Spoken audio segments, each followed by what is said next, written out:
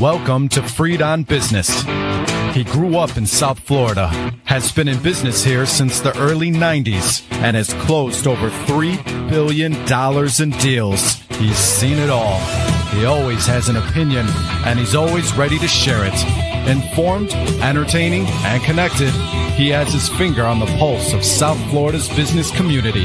He's Jim Freed, and this is Freed on Business. Welcome to another great edition of Freed on Business. This time we're doing a summertime compilation of our best interviews this summer. We're going to have Michael Cohen talking about CMBS and restructuring. We're going to have John Morgan talking about his life story, actually. It's tremendous. And we're going to have Peter Zalewski, the condo man, talking about the South Florida condo market and opportunities. And of course, I'll give some of my summertime tips. Hope you really enjoyed today's best of edition of Freed on Business. So take it away, Miami Podcast Studios. And remember, the person who wants to do something finds a way. The other finds an excuse. Now go out there and make it happen. God bless you, and God bless the United States of America. To help borrowers navigate through CMBS servicing and special servicing. It's not logical how it works. There's a lot of rules to it, a lot of tax rules, a lot of investor rules.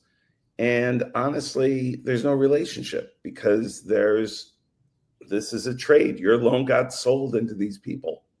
And these investors are not your friends. And they will take your money and they will take your property. So I realized that if I could build a team with my experience, I brought on a guy that had worked internally as a senior closer at Bank of America. Before that, he worked for external law firms, a New York Retirement Common Fund. He's a geologist, smart guy. Then knew the ins and outs of the legal side. Doesn't practice now, but we know everything about CMBS. In fact, he worked as the co-head of large loan special servicing at when B of A and Merrill Lynch were combined. And I brought in a woman that spent 20 years as a CMBS special servicer at Wells Fargo. So what are we doing? We're recreating what's happening on the other side. So when we go in and represent the borrower, they have to talk to us and we know what they're saying and we know what they can and can't do. So we're really putting the bar on their best foot, and it really makes me feel good. So kind of like what I was doing before. So Peter, let's get right to it. You've been following the Miami condo market for quite some time. You've coined the phrase about the old condos. I forget legacy condos. Is that what you call them? Vintage condos, right? That's right. Like vintage cars. But let's face it. Just from my own condo window, I can see different genres of condos. When I look at the Miami Beach skyline, you can tell when the condo was built basically by how tall it was. They thought they were saving all the condos when they passed the Miami condo law after the Surfside collapse, and all they really did was get rid of the majority of the affordable housing here in South Florida. What's going on with the condo market today? You've got you're the fastest man. You can get a 1-hour show in 10 minutes. So try. Real simple. The amount of inventory on the market today matches where we were in 2016. So what that means is back in 16, we were building from the Great Recession. If you look at the number of sales that occurred in the winter buying season, which would be November of 2024 up through April of 2025, we haven't seen such a low number of units since right after your favorite word, Jim, Lehman Brothers. So our transaction pace is post Lehman Brothers era. Our resale level is boom era. So you got a real disconnect going on right now in the market. And therefore, because condos are commodities in my mind, just like salty snacks, coffee, or gasoline, you're going to have a pullback in pricing. Otherwise, there's no way it's going to be able to go forward. I feel bad for the people who bought this winter. Chances are they didn't know what they were doing, and they're probably going to feel it really bad because the music has stopped. How did you decide that you wanted to do this type of outreach to so many people and make sure that they were able to access the level of quality and service that you and your team provide? Well, I never saw myself advertising on TV back when I was at the University of Florida. I was, as you remember, more of a buttoned up guy back in those days. But when I got out and started doing the work, there were some early people who were advertising. I went to those firms and they were giving me their scraps. They were giving me cases that they didn't want to try or couldn't try, or cases they didn't want. I basically lived out of their dumpsters. But when I got inside those firms, I saw what was happening early. You know, Bates versus Arizona allowed lawyers to advertise like 1978. So it was right around that time. Once I got into the belly of the beast, I saw what was happening, and I knew that this was the future. And I sat down with my wife. I said, you know, we're going to take a lot of guff for being on TV, especially back in those days. I said, but this train is leaving the station. I went to the 3 firms who were advertising on TV. I said, look, I'm going to go on TV myself. They said, we're not going to send you any more business then. I said, I perfectly understand, but I wanted to come by and thank you for what you've done. And I went to the bank. One bank offered to lend me $50,000. Sun Bank offered to lend me $100,000. I said, okay, I'm a Sun Bank customer. And I went on TV, Channel 6 in Orlando. My credit was so worthy that they made me pay COD before they would run the ads. And people called. And I kept doing the same. I kept working, you know, just like I was not on TV. I went to union halls. I drank in dive bars, threw darts, played shuffleboard, did all that stuff too, and kind of ran a parallel path of old school lawyer, new school lawyer with the TV. And today, you know, there's 1,100 lawyers. We're in every single state, and every single day we grow. I got a saying at the firm, grow or die. So you just mentioned your wife. I know your boys work with you too. Tell me a little bit about how many people you have in your team that are this generation and the next generation from the Morgan family. Well, in my wife and I met at the University of Florida. She graduated before me. She went to work for Ackerman Centerfit. She was the smart one of us.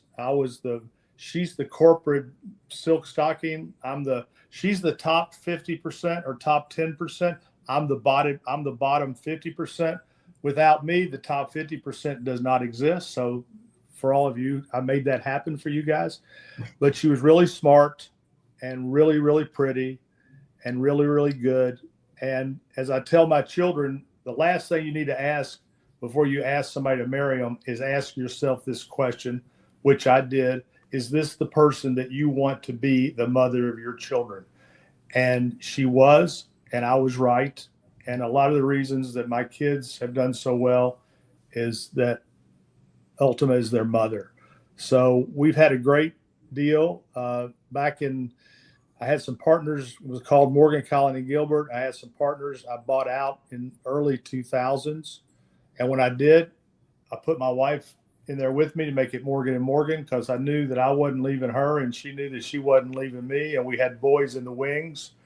And so I've got me and my wife, and then at the firm, my 3 boys, Mike, Matt, and Dan, are all very important parts of the firm.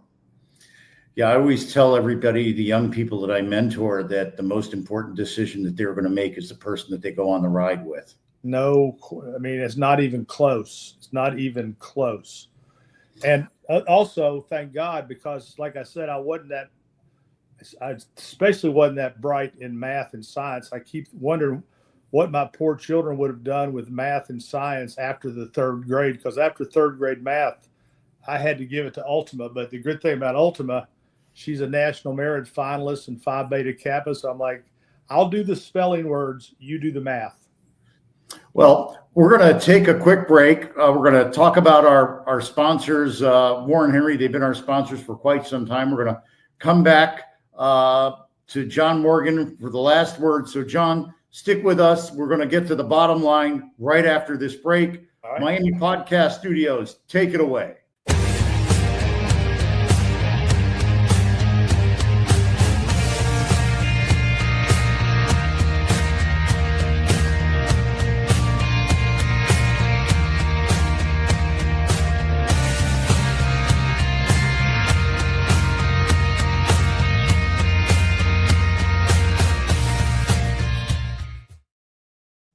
love that video. It looks like my view out of my condo at night there. I want to thank our sponsors at Warren Henry Automotive. They've been with us for quite a long time now. I want to thank Larry, Eric, Ismit, Gerald, everybody over at Warren Henry. They treat my family, my clients, my friends, all like their family. And just like when you're looking for a condo, when you're looking for a car, you want to get every advantage that you can. You want to find the right value, the best price. That's what you get at Warren Henry. Land Rover, Range Rover, Infiniti, Jaguar, and Lincoln up at 151st and Biscayne and Gainesville. They sell Audis. Down in the Keys, they've got all the great nameplates. And of course, in South Dade and West Broward, they've got their award-winning Land Rover, Range Rover stores.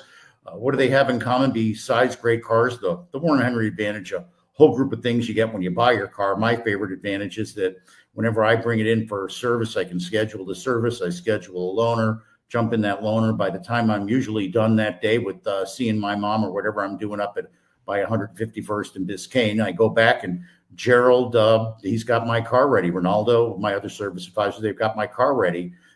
They wash it. They make it feel like it's spanking new, and they tell me whatever is or isn't wrong with it. And I believe them because they tell me the truth, because I'm a member of the Warren Henry family. Remember, always the best price, always the best service, always Warren Henry.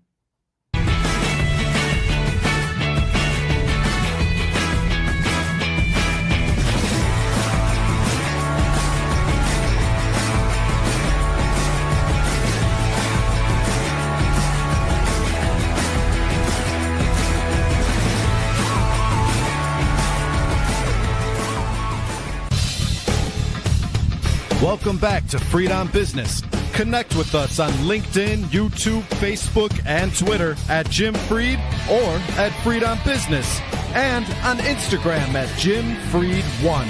Now, back to your host, Jim Freed.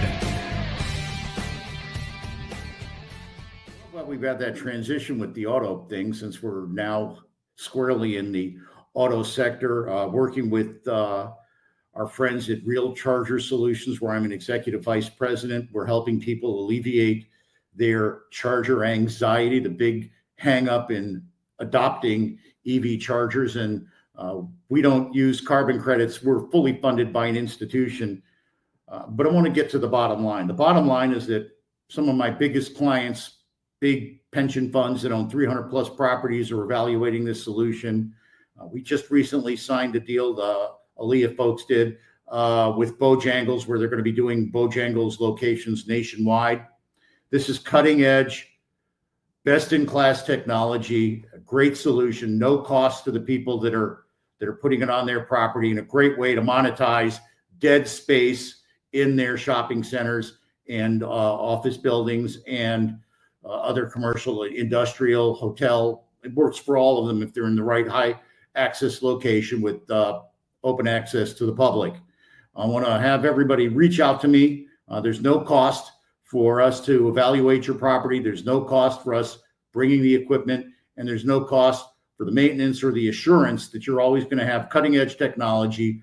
The thing is, the charger stations show up on the app. It brings people from all over the neighborhood and people that are transiting the neighborhood to your property. Reach out to me. You see my phone numbers down there. You see my personal email down there. Miami Podcast Studios. Flip up my Real Charge Solutions email if you could. Fast fingers. Let's go. There they go. So I'll remind everybody, reach out to me. Remember, you can find our podcast. If you missed today's episode, you can find us on LinkedIn, Twitter, Instagram, Twitch, Facebook. Look for me at Freedom Business, at Jim Freed. You can head on over to the at Jim Freed YouTube page. We're on Apple Podcasts, Spotify, anywhere you listen to your audio. Check out this and any of our other past episodes. We're going to have more folks on from Real Charge Solutions that know a lot more than I do, that can give it a better spin than I can. But the bottom line here is, call me if you want to bring new income to your property, new people to your property with a cutting edge solution that'll always be best in class at no cost to you. And remember, I want to thank our friends at Warren Henry and also our friends at the Bergstrom Center for Real Estate Studies. I want to remind everybody, and this is a great example of it, the The person wants to do something, finds a way. The other finds an excuse. Now go out there and make it happen. God bless you, and God bless the United States of America. The rest of the show is yours, Miami Podcast Studios. Do your magic.